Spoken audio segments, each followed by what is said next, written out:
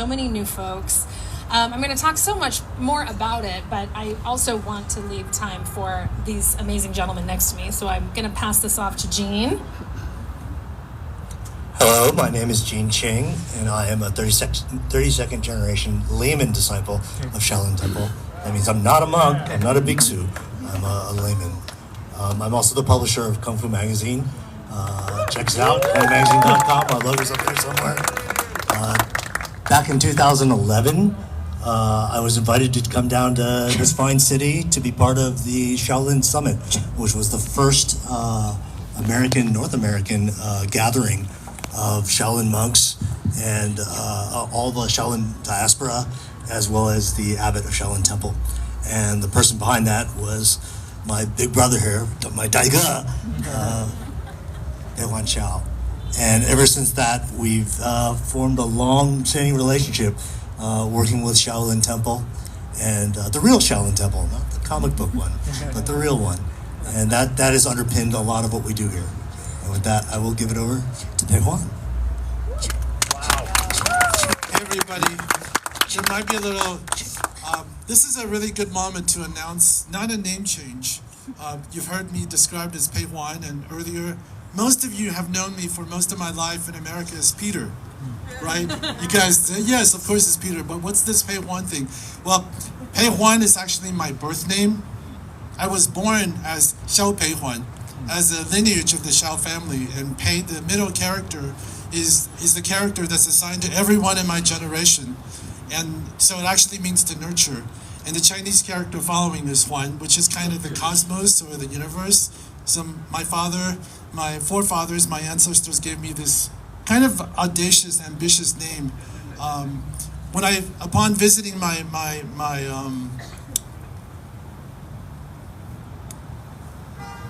home, the home of my forefathers, I found my name in this beautiful poem. And from that point on, Peter no longer felt like it was the true me. I'm still Peter, of course, but that's when I made the decision to assume my name, Payhuan. So I have this conversation about 100 times a day. And I'm happy to have it now. Just in case if you were wondering, there might be a little confusion, but it's really great to be here. Also, I just want to honor my fellow colleagues who've just been amazing partners on this journey on creating this. So I'm glad to be here. Are the mics working? I think so. All right. Just 1, 2. Yeah. Oh my gosh, we sound so good. Thank you guys all for being here. You guys look amazing from here. Give yourselves a nice round of applause for coming out on a Thursday night. I think that every time you tell the story of your name, it's so beautiful, and it's such a great place to start too, because your lineage and your father are a huge part of why everybody's here tonight. The foundation, really, of this storyverse. So I don't want to give it away, but can you talk a little bit about the impetus for this storyverse based on the lineage of your amazing father? My amazing father, yes, actually, this is a homecoming of sorts. My younger brother Anthony is here. He's standing in the corner. He's also one of us. We actually grew up in Hollywood. So we are coming home to my father and I. We just live literally down the street from here. This is actually part of my newspaper route. So I actually deliver newspapers up and down these streets as a 13-year-old. Kind of just being surrounded by these storied Hollywood institutions and figures and feeling like so not part of it. I didn't identify it. I couldn't see myself there. It was the glory days of Hollywood, and there was no room for people who looked like me to even be on screen, let alone influence the storytelling and the nature of it. So in a way, it is a homecoming. You talked about my father. My father's name is Xiao Yi.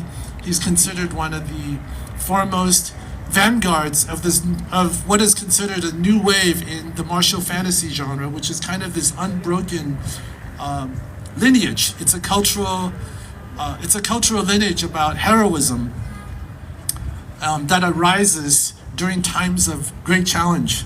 So I was born in this soup. You talked about my father, but I also want to actually talk a little bit about my mother.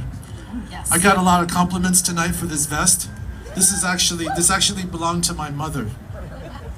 So we're also turning the page on patriarchy as well in this new vision of wuxia. So my father is very famous. He deeply influenced me. He taught me everything. He gave me this foundation in this unbroken tradition in such an authentic, amazing way. But it was also my mother who loved us and cared for us and really showed up every day as the quiet hero. So I wear this in solidarity with both of them, my parents, and coming back to Hollywood tonight has that kind of special significance. We have to remember that this is all about AAPI, Heritage Month. And one of the things that Payhuan just mentioned is about name and lineage. One of the things you'll find if you explore wuxia in its native tongue is that everybody has multiple names. Yes. And lineage names is a big thing. I have a lineage name, I have a Dharma name from being a Shaolin disciple, and it comes from this epic poem, akin to what your family has. Yes. That's not uncommon. It actually makes penetrating wuxia a little difficult if you're not used to it, because characters will have multiple names, and sometimes you won't realize you're dealing with the same character across these epics. But it's a very long-standing tradition. I mean, Mulan, which we're all familiar with, that comes from a poem from the 6th century. Two of the major works of wuxia, Romance of the Three Kingdoms and The Water Margin. Water margin from my grandfather's home. We actually emerged from the hometown of the Water Margin. The original martial heroes where my grandfather comes from. So we actually, one of our amazing creators, Ryland Grant, is here, who partnered with us on Fa Sheng. This is actually an ode to the motherland. This is the home of the martial heroes. Ryland, are you here? Yes, there he is. Yes, Ryland. there he is. Amazing. So yes, it's an homage. This is also the home of the Boxer Uprising.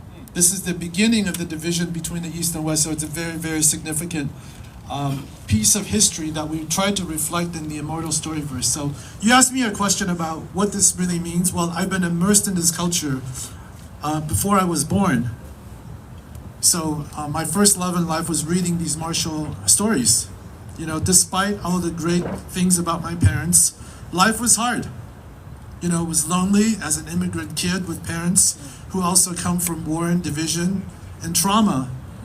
You know, life can be a very, very scary, lonely place. And it was really in the pages of wuxia novels that I found heroes that I could look up to. And how they're different than the superheroes that we know is that they don't derive their powers from radioactive spiders. It's not like some kind of cosmic gook that falls on them that causes them to be powerful. It was really their decision. And the beautiful thing about the genre is it was always the least of us that became the most powerful. Not through might, not through riches, not through some kind of cosmic accident, by choice, by cultivation, by choosing to walk this path and cultivating and improving themselves. And I think that is the timeless, powerful message of wuxia whose time has come. So that was a big part of my blood. And in pursuit of these goals, and you know, you talked about AAPI a little bit. I think a lot of my friends here, I see a few former politicos. My first career was in advocacy for the AAPI community as one of the only Asian members of the I would say the American political elite. I had a chance to serve and learn at the hands of some of the foremost politicians. So we started with AAPI long ago in pursuit of representation, in pursuit of fairness. But as my understanding and my life has deepened, you know, what I really, really care about and what we have injected into the genesis, the DNA of Immortal, is not just representation and not just for optics, but really excavating deeply the timeless message, the wisdom, the empowerment, the authenticity that comes from this body of work is relevant, it's transformative. So in celebrating AAPI heritage, we are really going into the root of the culture. It's a source of pride, and it's not just for people who look like me, it's actually for everyone. And I feel like one of the timeless message of this is empowerment. It's also balance. So the space we hold at Immortal is an authentic representation of this body of knowledge and literature that's also super badass and fun and different. So then talk about, I mean, anytime I sit next to you and you start talking, I'm We just can go like, on. I forget I'm even Gina here. and I, we could talk for eons and I'm just eons. listening to all of it do. because it's fascinating to me. But this is, it sounds like you're leading into the foundation for what the Storyverse was about, and why you even created it at all, and in the form of comics. So can you talk a little bit about that transition from everything amazing that you're Yes. talking about into So these those stories? were heady things, and then Yeah. I started to really dive in deeply. First as a geek, and I'm also interested. And in the course of pursuing this, I started to become a practitioner. So I actually started to live the life. I've actually had the privilege to live and get to know and study at the hands of some of the foremost masters in this realm. And this kind of, I don't even know how this happened, Gene. You were asking about it. I think this was like 20 years ago. This is when Crouching Tiger first came out. I was just cutting my teeth as a movie producer then. And I produced the first ever U.S.-Chinese movie co-production. And for this reason, they invited me to speak about martial arts or kung fu. I don't even like to use the word kung fu that much because I think it's anyways, we could get into that earlier. So it was deep in the mountains of China where they shot Crouching Tiger. They brought out Shannon Lee, Bruce Lee's daughter. They brought the Shaolin abbot of the Shaolin Temple. They brought Sammo Hung. They brought some of the foremost directors in the genre and some of the movie stars. So in this kind of, we were just taking turns giving each other talks.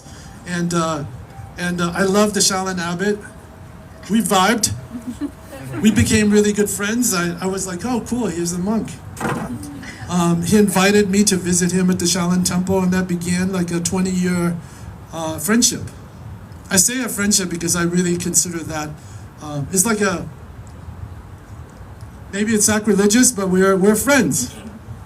So I consider him a gurma, and we've been able to do some amazing work together, and he invited me to actually help extend the true message of the Shaolin Temple and invited me into the annals. So I've had a chance to learn and train with the masters of the Shaolin Temple, participating in some amazing things that kind of brought me into the real inner workings of the birthplace of Kung Fu. So that together with my father's knowledge on the literary philosophical front kind of gave me a foundational understanding. I really want to express the beauty, the pageantry, the poetry, the romance, the transformation of the genre that Kung Fu or Chop Socky doesn't even begin to capture. And watching a lot of my friends in Hollywood, I'm a creator, I'm a producer, I'm built in this town, so I got so tired of inauthentic portrayals of things that people didn't really understand. It just became chop socky, and I wanted to bring the real power, the authenticity of the genre. And so in creating the Immortal Storyverse, I wanted to lay down 4 lanes that, in my view, covers like the main pillars of what the genre has been. The first one, represented in our first coming out, I think it was important to start with the Shaolin lineage. This is where real Kung Fu, this is where Bruce Lee, this is Jackie Chan, this is much of Jet Li's work. It resides here. I want to acknowledge Charlie Stickney. Charlie. Charlie, where are you? Can you stand up? You stand Yay, up. Who's Charlie. responsible for delivering our first major hit in the Adept? So this is the authentic Kung Fu portion. The second pillar is where Crouching Tiger, Hidden Dragon. This is from a real cultivator perspective as the chi becomes interiorized. This is where the legendary things people consider to be traditional wuxia, this is where Crouching Tiger, Hidden Dragon would live. This is where Dragon Inn would live. This is kind of what people consider to be wuxia today. So this is an ode to that pillar. And we took my father's seminal work, Assassin G, also known as Ganshi Jiu Mei in the Chinese-speaking world, which has been made into television 4 times already. It's been watched over 1 billion times on iQIYI, so it's a legitimate. We introduced this story in an updated fashion as the second pillar. To the third pillar, we created my favorite novel growing up, The Chronicles of the Immortal Swordsman, which is a representation of the Shensha genre. This is now the genre that's trending the hardest and fastest in the world of gaming. This is the world of immortality. This is the world of transcendence. This is when the powers become transcendent and this kind of body becomes transformative. And then the fourth and final pillar we call the arhats. This is where the Buddhist influence, whereas the Chronicles of the Immortals, this would be the Taoist influence. So in bringing these four pillars together, the final pillar is where the Monkey King would live.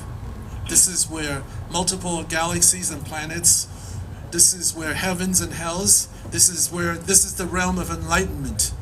So these are actually four subgenre pillars of the wuxia genre as I see it, in a very historic sense. They've never been brought together in an integrated way. And I really got also tired of people thinking about the best of days of wuxia as in ancient China. You know, it's almost like the best days of this genre and the ideas are behind us. They're not even relevant anymore.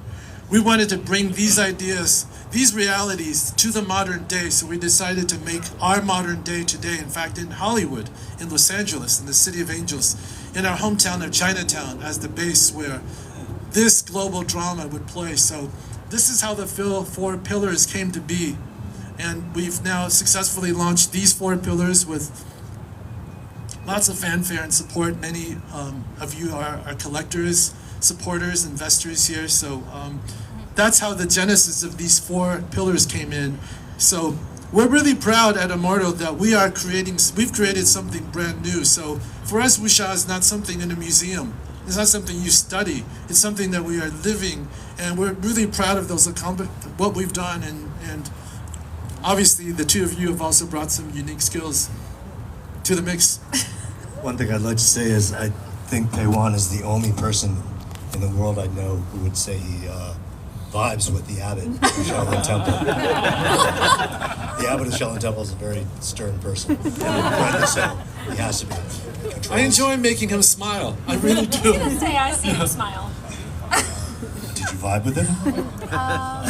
Maybe Let's on a not different get into plane. that. On a different plane, probably. But to go back to that, you've said words like transformative and enlightenment and mindfulness and these kinds of things.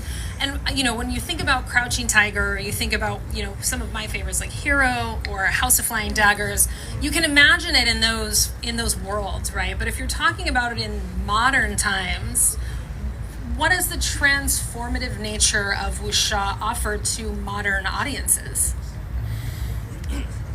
For starters, this is also mental health. This is also mental health month, and we're part of the lineup for mental health as well. So if you consider, let's go into the quantum world, because I think the world is really actually going through an incredibly chaotic, challenging time, where we are taken constantly out of our presence, out of our bodies. We have hidden all kinds of traumatic experiences which we're processing. So at the core of what we're building, and our mission is to awaken the hero in everybody. We actually think long and hard is how this body of knowledge, I say transformative because the practice of Kung Fu in the way that we know, and I'm living example for that, is transformative. When you actually lean into this lineage and take these practices, not just as cutesy little Yoda things, that this is actually an accumulation of thousands of years of wisdom. It's wisdom knowledge. It's for the mind, it's for the heart, it's for the body. And when you actually walk into these realms, you are nourished, you're empowered by that. I'm living proof, and I know everybody who's walked this path can attest to that. So we are sharing kind of a body of knowledge through characters that people can relate to, scenarios that they can relate to, and through the characters that you see and hopefully love, you can actually pick up things that actually work for you.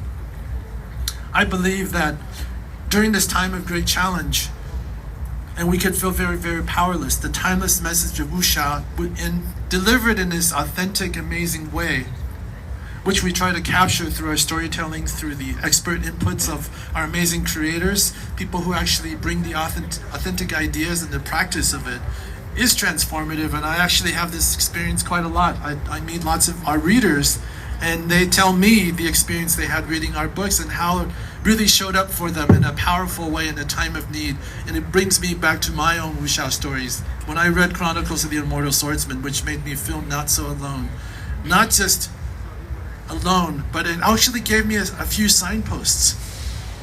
It gave me real nourishment. I love the Chinese saying about storytelling.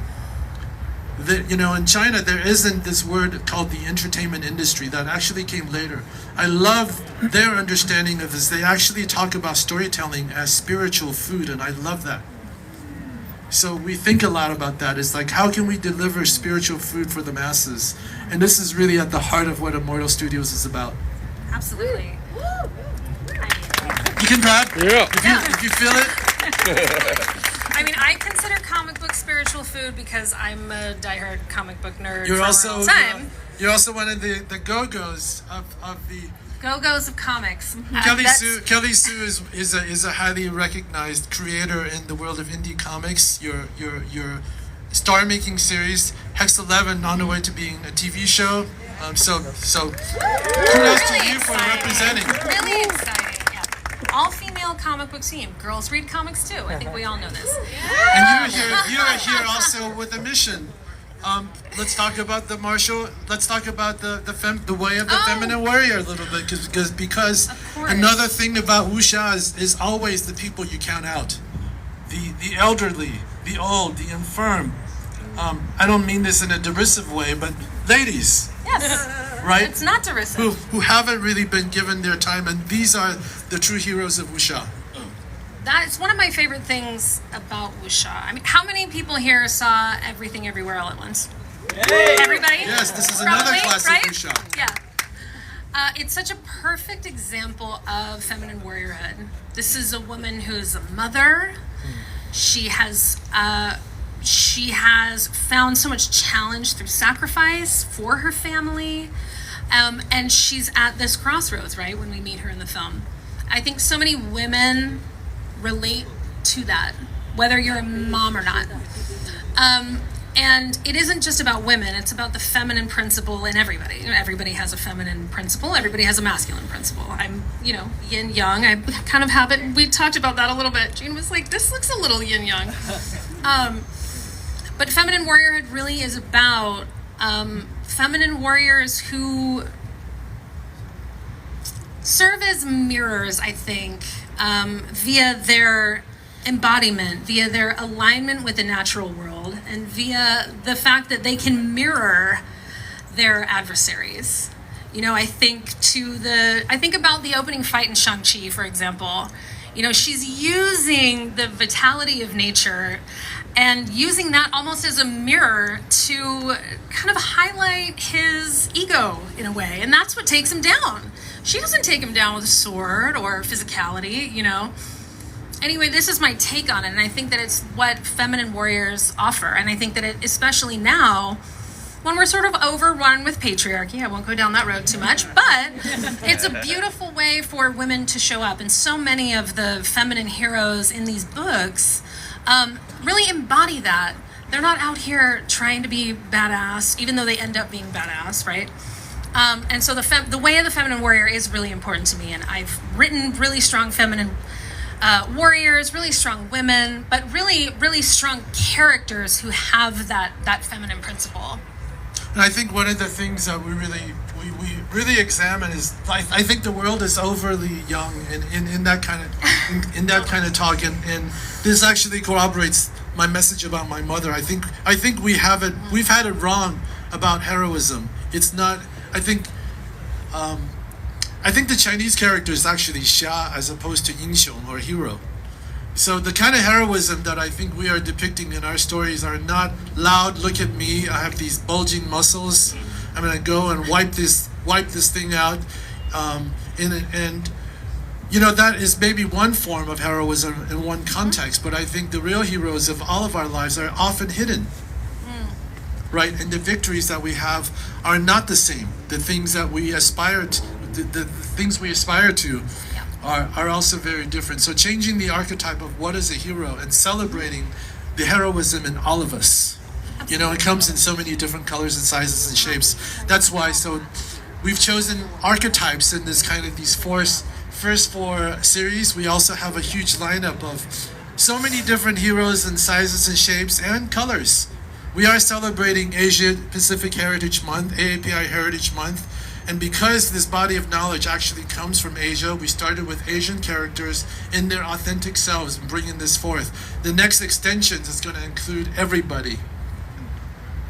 Different races, different groups of people, and I'm so glad some of those creatives are here. So we have a big vision of really incorporating everyone, whereas no one's left behind in this unique transformative message for global pop culture. Speaking of global pop culture, Immortal is about more than comic books, Yes. right? Yes, where are we going? Well, we wanted to lay a great foundation. So over the past many years, now we've laid the foundation. I'm really happy that Immortal has become the home to my father's entire collection of 60 plus novels that have already spawned 30 movies and TV shows. Really, really honored and proud that we've minted the Shiao UCLA Wuxiao Library in my alma mater, where they've begun the research, and I know UCLA is here tonight. So we've just finished translating that entire body of knowledge and storytelling that's already spawned 30 movies and TV shows. So we're now kind of adapting those into the next iteration. We're going to continue to be in comics. You met David earlier. We started the cinematic adaptation process. David Collins. David. So the movies, the comic books you've enjoyed are on their way to the big screens. So we're actively developing our answer to the Marvel Cinematic Universe, and it's called the Immortal Storyverse. So look for major developments on the movie front. We're also launching a few games this year. Every one of our movies are going to have a VR game companion. Those of you who are gamers, and I know many of you are gamers here, we have a very transformative game that's going to be launched later this year. If you're a fan of Dungeons and Dragons, if you love role-playing games, well, we're developing a game that we're very excited about. That's core to our lore. Wuxia is also not just a genre, not just entertainment. For us, it's a lifestyle.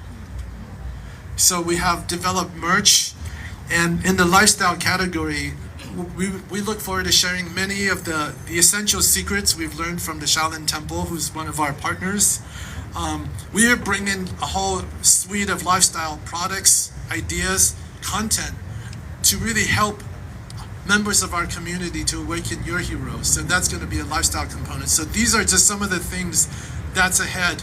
On the comic front, you're still going to continue to see many new comic releases. We're in this moment of resetting right now so that we can restart down that road. So today, this is actually a chance to be back in Hollywood, to be back home. It seems like it's been so many years since coming from Hollywood High School, so we're coming back now, building our own studio, making a contribution to Hollywood. So we're using this moment to signal a new chapter, not just in the ideas we champion, not just in building a home for this timeless genre, but now building an innovative, disruptive entertainment studio whose time has come. So we are leading the charge globally on a concept called transmedia, which is how all these different media verticals actually come together through technology. And this is where all of you have a role to play as well. We've already talked a little bit about our creative foundations. We have some of the best, most amazing IP, authentic IP, standing on the shoulders of giants.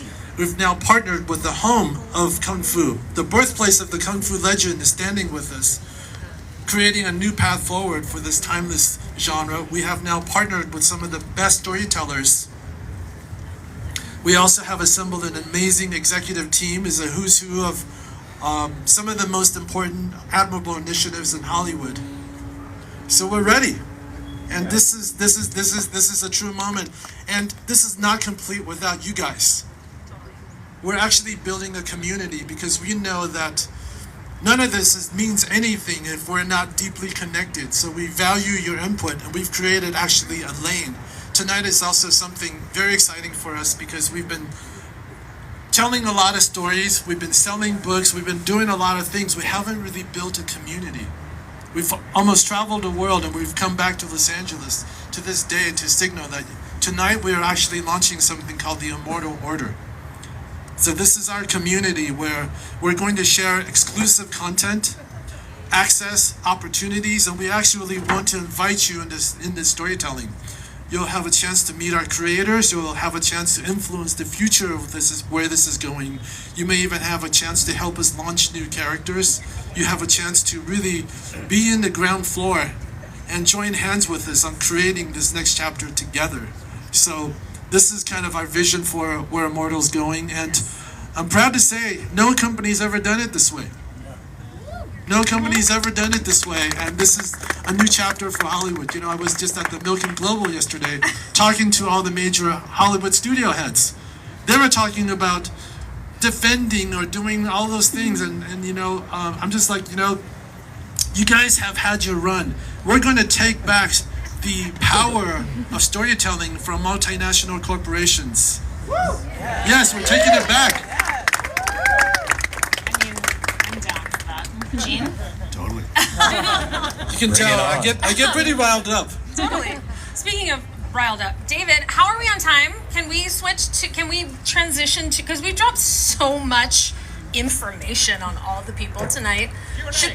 Is it Q&A time? I want to just do one more shout out. One more shout out. So this has actually been a carefully curated list. We wanted to start a community with people that are already kind of in our mixture because of your background, who you are. We brought some of our earlier books. If you're a comic book collector, I would welcome you to look at what we've created, because, you know, talk is cheap. Just go look at the pages and what we are actually developing. A lot of thought has gone into it. So please check out our books. We really want to share those with you.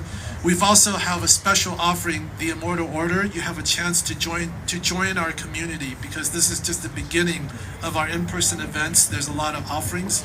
We also have a special package for those of you who actually want in deep. We've actually created a special package that's composed of all of our books, behind the scenes, our special lore, and an original Shaolin hat from the Shaolin Temple itself. You know, I also found this amazing piece of lineage in my father's books. He wrote about the way of the seven cultivation as the end-all be-all in all his books. It actually showed up in a strange way in Ganshijome and Assassin G, in Chronicles of the Immortal Swordsman, but he never described what it was.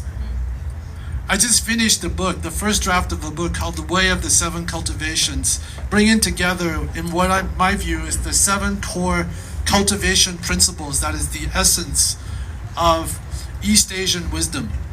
So this book is about to be shared, and those of you who joined this special $88 package today will have a chance to get the first ever version of this book. So it's a love offering to the community, and I want to invite you guys to consider becoming not just a fan or those things. Be an immortal. This is not meant just for us. This is meant for we. So this is a sincere welcome, and it's an invitation to step inside, as I believe together we can write a new chapter, not just for pop culture, but for humanity. At a time, you guys down for that? Yeah. Yes? All right. Okay, So, okay, look, Q&A. Q&A, Yeah? yes. Does anybody have any questions about any of the stuff that was just talked about? If not, that's okay too. Yes. It might take a minute to kind of download, right? If not, we'll release you. Can we get him a mic? Oh, there we go. Awesome. Hey. Hello. You're on. Okay. Hey, Max. Really happy to be here. Such an inspiring introduction. I just moved from Hong Kong to LA a few months ago, so I'm really excited to see an opportunity in LA to actually share more East Asian wisdom at a very critical time in global history, and also specifically U.S. history. I just want to echo something that Payhuan, you said, which is I think in the Marvel comics, right, a lot of the superheroes are accidentally powerful. Right? They were regular people, and then there's some freak accident happens to them, and they have to deal with the consequences of the accident. And I really want to sort of have you maybe expand a bit more of the philosophy of actually finding the heroism in regular people and then having them endure adversity and extraordinary, hardship to actually become inspiration. Can you kind of share that ethos a bit more and how that's going to be reflected in the Immortal work series? Well, every one of the characters that we have in the foreground and the background characters, everybody has a transformative arc, and we actually dive in deep. I think you actually did a great job of that already. You just talked about it. But the journey for everybody is different. But I think what you're going to see in our stories is the process of transformation, how you actually do it. How these characters do it provide us a path forward. So these are the things that we really focus about. I know we have many story meetings. We actually bring in psychologists. We bring in philosophers, the monks. We actually debate. We actually talk about how does human transformation change and how can we actually show it in a cool, liberating way. So it's actually something that we take a lot of pride in. And that is really awakening the hero in everybody. Stan Lee was actually a good friend of mine. We've actually had a chance to interact over many ages, and I think the real conceit of Marvel was that he wanted to show the imperfections of people. And I think we see fallible superheroes, but they never covered how you actually become an authentic hero. And this is where I think the entire body of knowledge behind wuxia, the Shaolin Temple, authentic kung fu, mindfulness, that's frankly influenced the entire New Age. It comes from the teachings of the Tao. It comes from the Eastern body knowledge. It's just been appropriated a little bit. We're taking it back. I mean, I think one thing that's really key, and Payhuan touched on it already, is that the word Gong Fu does not mean martial arts. It actually means a skill that you've developed over a lot of time and a lot of hard work. And so, Gong means work. It's like Gung Ho is work enthusiasm. Mastery. So it's a different thing. You can have good Gong Fu in the way you cook, in the way you play guitar, in the way you do any art. Here in the United States and in the West, it's become a term that we use to describe martial arts, but by definition, here in the United States and in the West, it's become a term that we use to describe martial arts, but by definition,